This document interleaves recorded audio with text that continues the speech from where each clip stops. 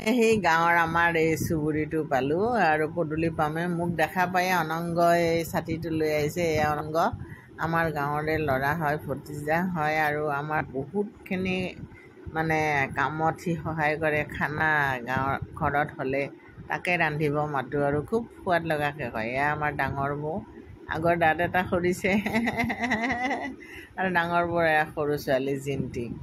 আজি আমি আটাই আহিছোঁ আৰু তাইৰ বিয়া হৈছে ফুলবাৰীত।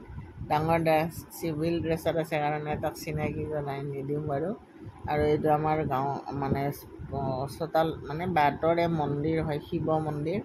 ইয়াতে শিৱ পূজা হয় আৰু সদায় সকলোৱে ভক্তিভাৱে পূজা অৰ্চনা কৰে আৰু খুব ভাল লগা মানে পৰিৱেশ আমাৰ গাঁৱৰ, আমাৰ চুবুৰীটোৰ। এইটো আমাৰ চুবুৰী, দেখিছে কিমান ধুনীয়া। এইটো আমাৰ মাজু দাদাহঁতৰ ঘৰ আৰু এই দীঘলীয়া বাটটোৰে আপুনি গৈ থাকিলে আমাৰ চুবুৰীটো। এইটো গুডি বাইদেউহঁতৰ ঘৰ। গুডি বাইদেউৰ মানে আমাৰ মাহী, মোৰ মা আৰু মাহীৰ একেলগে বিয়া হৈছিল আৰু মোৰ ভতিজাজনীৰো একেলগে আমাৰ ঘৰৰ ওচৰতে বিয়া হৈছে।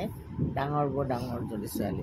আৰু গাঁৱত আহিলে ইটো সিটোক লগ পোৱা যায়। এই গাঁৱৰ প্ৰত্যেক আমাৰ চুবুৰীটো বহুত দীঘল আৰু প্ৰত্যেকৰ ল'ৰা ছোৱালী আমি মানে একেলগে পঢ়া। প্ৰত্যেকখন ঘৰৰ এটা এটা ল'ৰা ছোৱালী আমাৰ বন্ধু হয়, আমি একেলগে ডাঙৰ হৈছোঁ।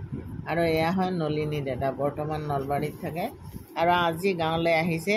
নলিনী দাদাই আজি ঘৰত খানা এটা দিছে, গোটেইকেইজন ভায়েকক মাতিছে, যি পুত্ৰ বোৱাৰী চব আহিছে। আৰু এনেকৈতো সদায় লগ হোৱা নহয়, আজিকালি কাজকৰ্মও মানুহৰ কমি আহিছে।